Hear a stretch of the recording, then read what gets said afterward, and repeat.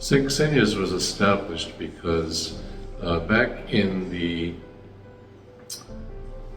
1980s, there were a group of English-speaking people, regular Americans, who were attending the Russian church in Roslindale, the Holy Epiphany Church.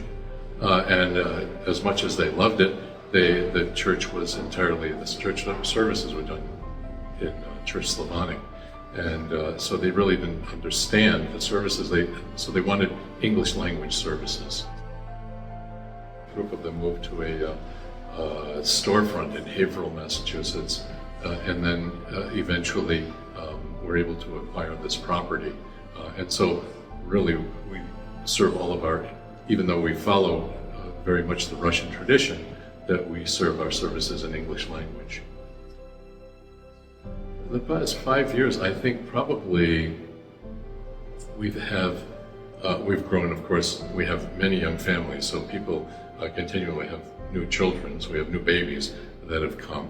And some people have moved into the area for work situations from other parts of the country, but probably the biggest growth has been through converts. I think we've probably, I'm sure we're anywhere around 40 or 45 new converts who have come to our church from either Protestant, or mostly Protestant, or some Catholic, or some non-believing backgrounds, where they found somehow found out about the Orthodox Church, and they searched around and they found our parish. Here we have probably, I'd say at least a third, maybe even half of the people here are bilingual in Russian, or at least understand Russian. I've had, I always tell the story of one lady who used to come here. She's since moved on, but when she came here to liturgy, and she said, even though she had grown up in the Orthodox Church in Russia, this was the first time that she understood the services. Very much a family-oriented church. We are very much a community-oriented church. It's a big family community, and so we make the effort to embrace new people when they come. We have a pretty well-run Sunday school. We have we try to have events for families. We have a fall festival, for instance, for families. We have retreats to Jordanville, both for the sisterhood of the women in the parish, and also for young people in the parish at different times. I think we've pretty much doubled the square footage of the nave of the church.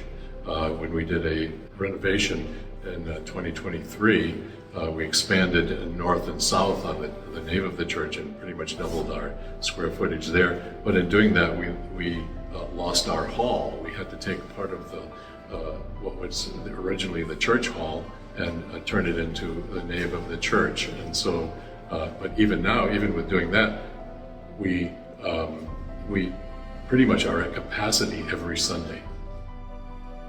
As I said, we're very community-oriented, very family-oriented. People like to stay around. In fact, on a normal Sunday, and this is remarkable to me even, liturgy is done by just after noon, maybe 12:15. We're finished. We're really with liturgy, and then we have like a trapeza or a coffee hour afterwards, where different of the families put together, at least a light meal for people, so that they have something to eat before they travel home. Because some people travel over an hour to get here. But most often on Sundays, I get a message on my phone when the church is locked up, and sometimes it's like 4:30, 5 o'clock before the last people have left the church. Our Sunday school is bursting at the seams. We have approximately 110, I think, children registered in the Sunday school, and we need more Sunday school space. And so our idea with the hall would be, on one level would be for dining and for mixing and mingling, but the lower level would be for additional Sunday school space. What we're doing as a church and as a church community is a service not only to to ourselves, but to the geographical areas we live in, and really to the country and to the world.